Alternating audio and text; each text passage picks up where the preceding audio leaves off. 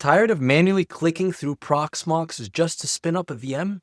It's slow, error-prone, and hard to scale the process for multiple VMs. In this video, I'll show you how to automate Ubuntu 2404 VM deployments using Terraform. But first, watch the Packer video first. I'll link it right up here, and it's also in the description below. That's the key to everything we're about to do. All right, you watched that one? Awesome. Let's dive into this video. We're back in our Proxmox UI, and you can see I don't have any VMs running. I do have the template that we saw in the previous video, the Ubuntu 2404 template that we're going to use in this video to generate the VM in here. And if you recall, the hardware here, we got memory 2 GB and 2 cores processor. Again, this is not going to matter. We are going to change these parameters when we spin up the new VM. All right, let's jump into our repo. And if you remember from last video, we have the Proxmox folder, and then we got Packer and Terraform inside of here. So we talked about Packer in the last video, go watch that. And now in this video, we're going to talk about how to spin up a VM with Terraform.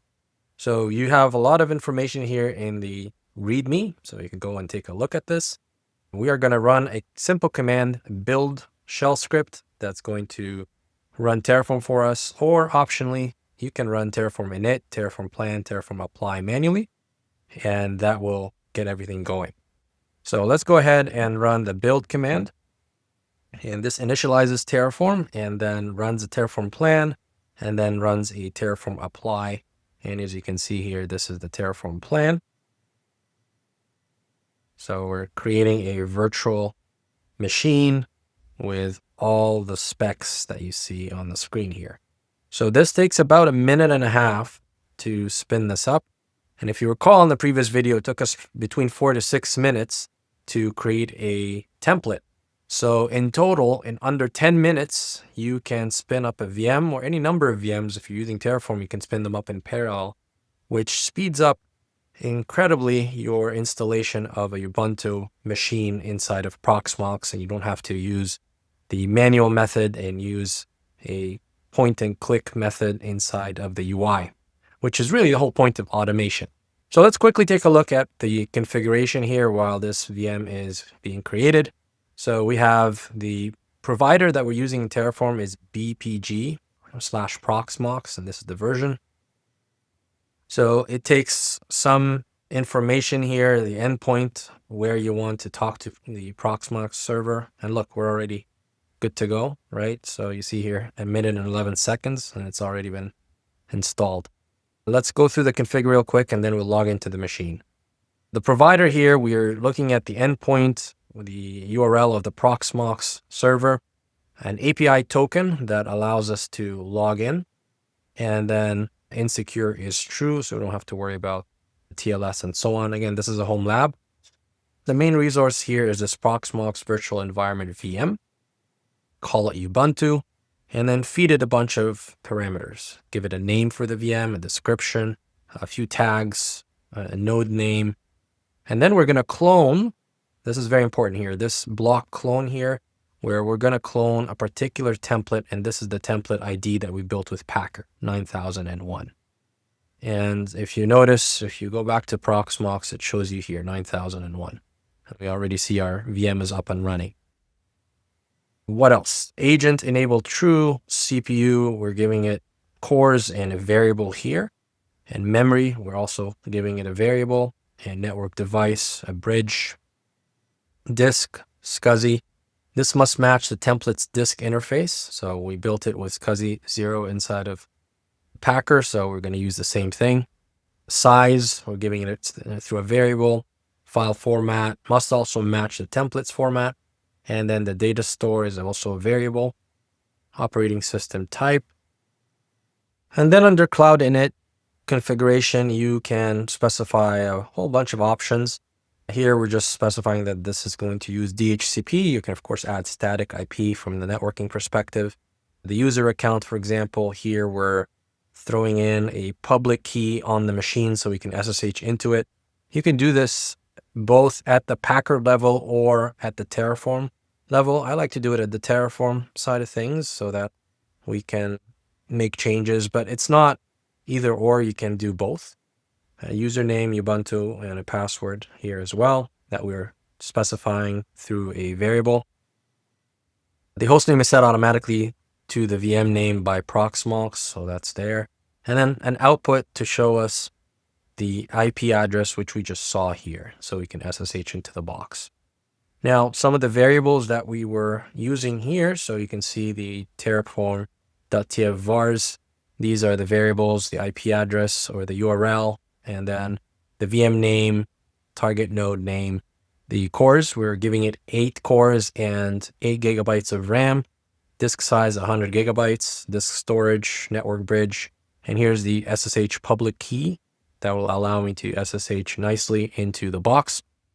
And then I have also another tfvars file where I am specifying the credentials to log into the box. So here's the token API token ID and then the token secret, right? Necessary to log into the box, and also a VM password. Don't really need it. We're authenticating with the public private key pair. And then of course a variables Terraform file where we're instantiating all the variables and declaring what they are with some defaults as well. All right. So with that, let's do two things. Let's first look at the UI, and I can see here the machine. And once again, memory 8 gigs, processor 8 cores, and the hard disk 100 gigabytes right here, right? And the console, if you look in the console, you'll see all the logs that came out, and you end up with a login prompt here. And if we go back to the CLI, I can log into this machine right now. Here's my IP address. I can SSH with the Ubuntu user. Okay, we just got to clear this because I ran this just before the recording. So let's clear that and rerun. Yes. And there we go. We're SSH into the box. And you can see we have 100 gigs of storage and the IP address. And I can run a few commands. These are some of the utilities or software that we installed through Packer. So I can see Docker is there, and Vim. What else? We installed JQ, right? So if you recall, back in Packer, we did all this through the user data. And you can also add user data with cloud-init through Terraform as well if you want to. So here we go. These are all the utilities that we put in place. Curl, another one.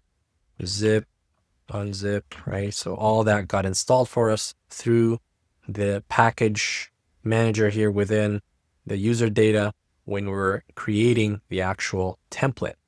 But now we're on the box, and now you can generate all kinds of VMs, and you can create a whole Kubernetes cluster, for example, very easily with Terraform, and spin up all those 3 maybe worker VMs with a few master VMs, and set up everything within your own machines or within your own lab very easily without having to point and click. And of course, we can delete this machine by running the Terraform Destroy command, or if you're using the build script that I showed you here, so let's exit from here, you can run the build script with -d. If you run -h, it'll show you some of the things I have in there. So you can run -d. That will go ahead and tell you that we're going to destroy it, ask you if you want to continue, and that will destroy that machine for us very easily, very quickly.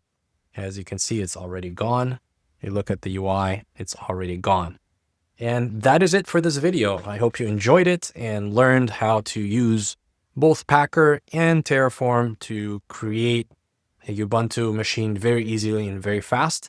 Stick around and continue watching this channel. We are going to build something in VMware as well with Ubuntu 24.04. So I'll see you in another video.